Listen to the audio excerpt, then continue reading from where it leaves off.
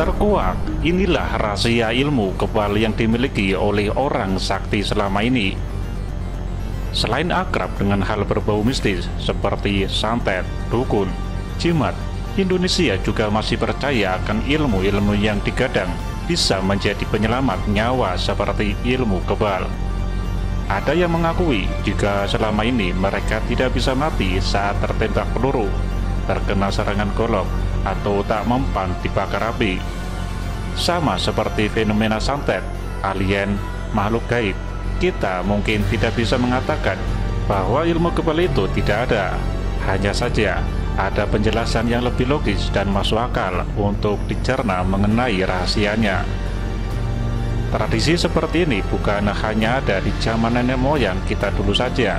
Di era semakin modern, ada orang yang rela pergi ke pelosok-pelosok negeri, melakukan ritual tertentu untuk mendapatkan ilmu kebal ini. Tapi jika ditelah lebih jauh, mungkin penjelasan inilah yang menjadi rahasia mengapa seseorang bisa memiliki ilmu kebal. Trik yang terlihat seperti ilmu kebal. Siapa sih yang tidak kagum dengan orang yang punya kelebihan dibanding dengan manusia normal pada umumnya? Tapi ternyata hal itu bukan karena kehebatan mereka. Contohnya saja beberapa pertunjukan di pasar malam, ajang pencarian bakat, dan sulap tidak murni menggunakan ilmu kekebalan.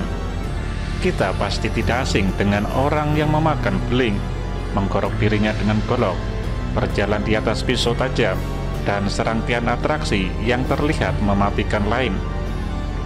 Hal seperti ini sebenarnya tidak termasuk sebagai ilmu kebal, tepatnya debus atau fakir. Fakir ini merupakan pertunjukan yang sudah ada beratus tahun lalu termasuk di India dan Indonesia. Mereka yang menunjukkan kebolehan ini sudah melakukan latihan gigih berulang kali agar bisa berhasil dan menciptakan penampilan yang sempurna.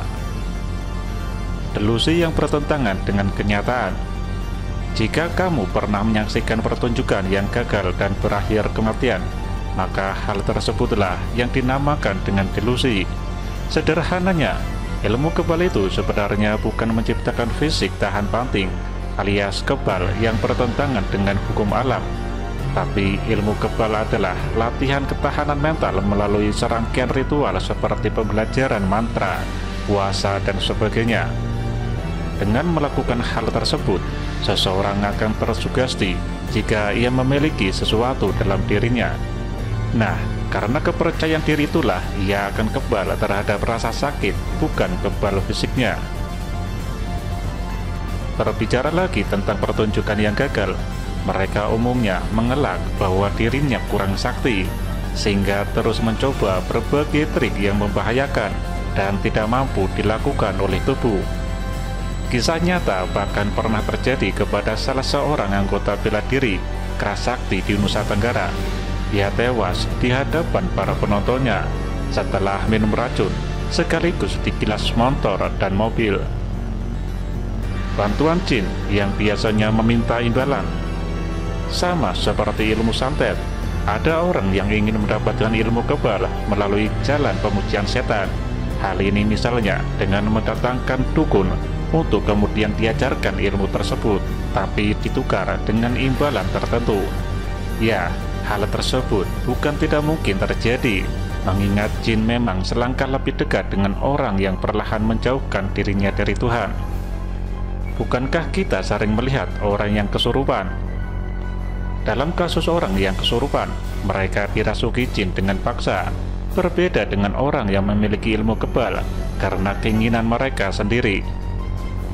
Rahasia kekebalan yang biasanya didapat dari para dukun ini juga setimpal dengan imbalan yang harus mereka bayar, dan pastinya merugikan manusia.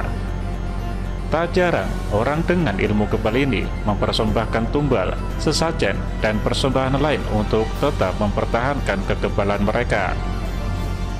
Pengamalan ilmu yang bisa berakhir dengan gangguan jiwa.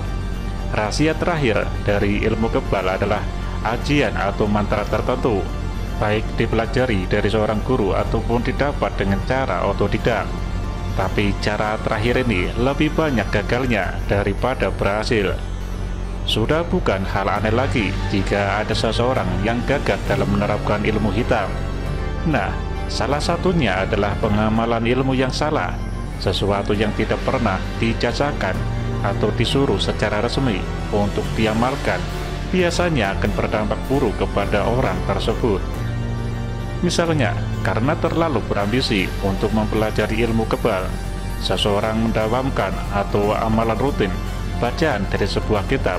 Akhirnya, karena tak kuat mengemban khasiat atau efek dari bacaan itu, ia mengalami gangguan jiwa alias gila.